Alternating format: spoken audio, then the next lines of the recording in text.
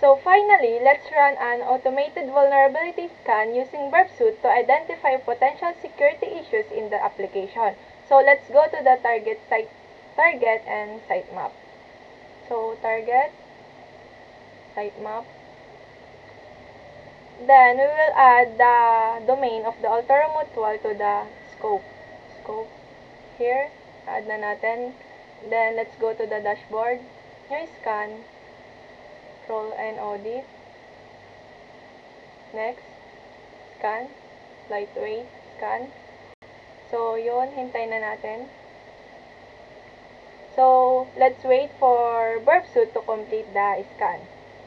So, let's go to the Issues tab, and let's wait.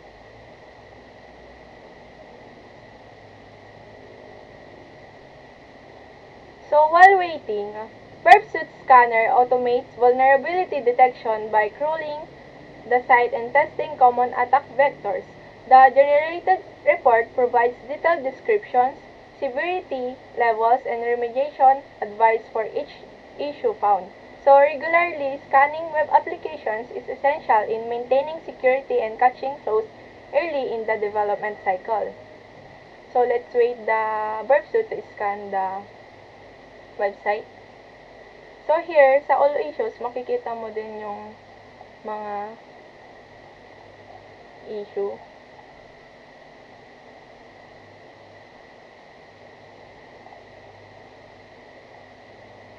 So let's wait.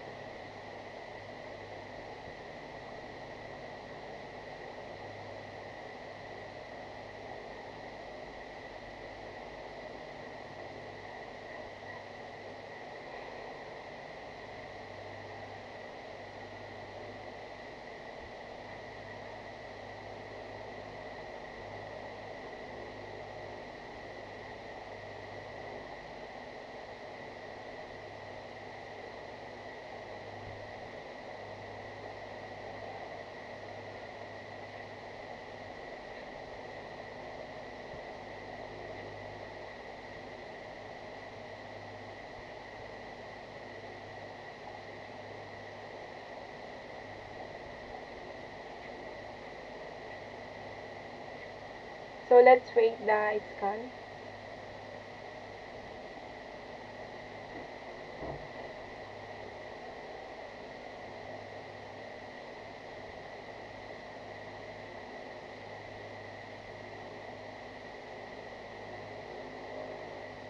So matagal siya mag-scan. Let's wait.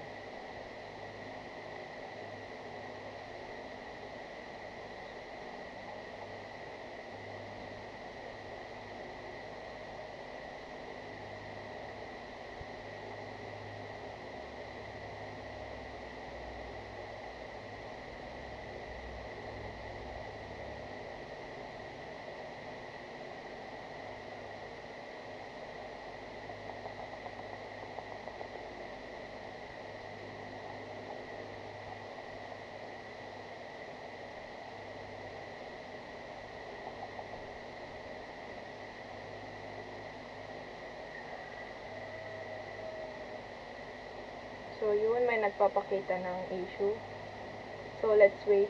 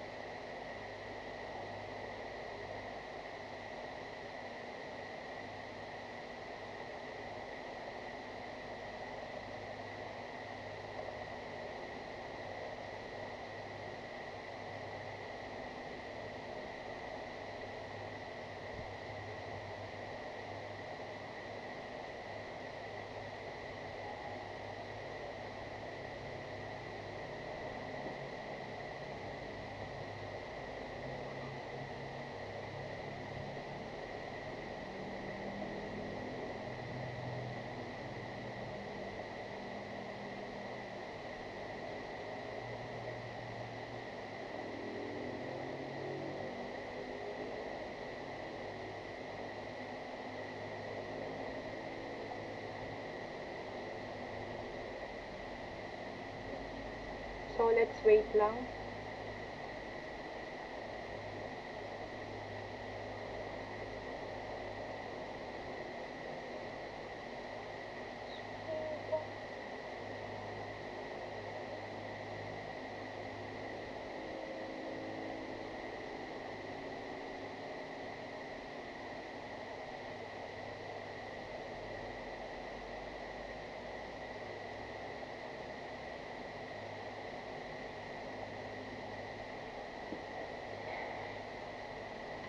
So, here's the issues of the website that yung in-scan natin using VerbSuite.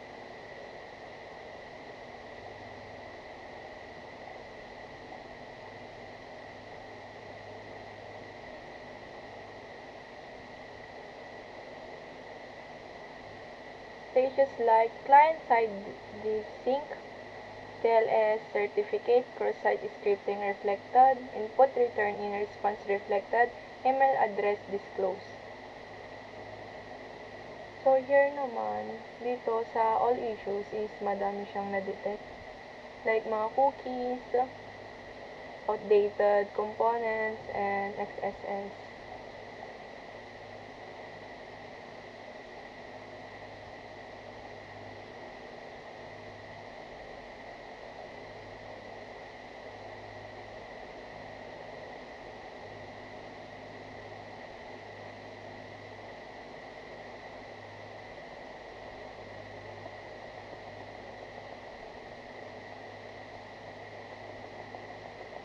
Let's wait lang until madan yung pag-scan ng VerbSuite sa system, sa website.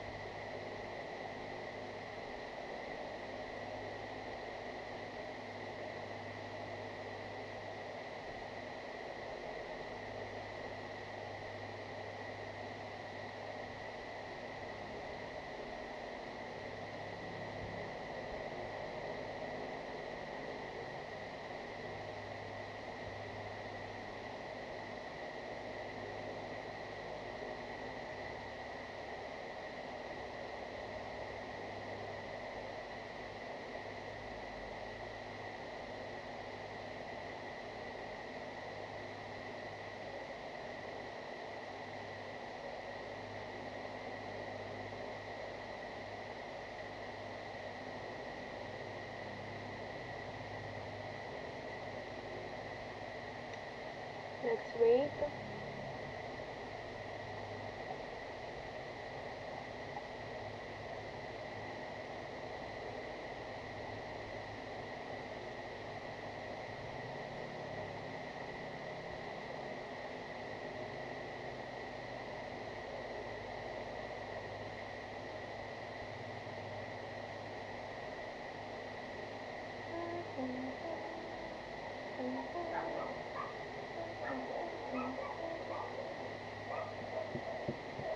Mabilis na.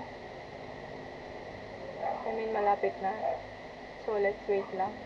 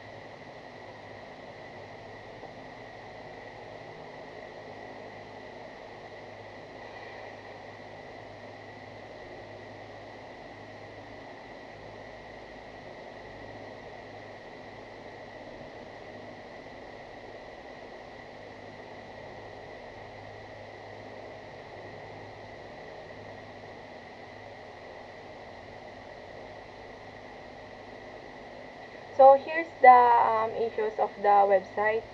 So that concludes this demonstration. We've seen how the intercept and manipulate HTTP traffic, exploit SQL injection and XSS vulnerabilities, understand the risk behind insecure direct object references, and run a vulnerability scan using Burpsuit.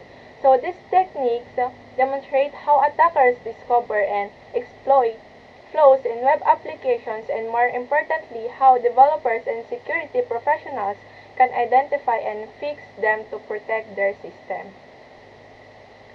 So let's save these issues to my PDF or HTML file. Right click, report issue, next, yun na lang.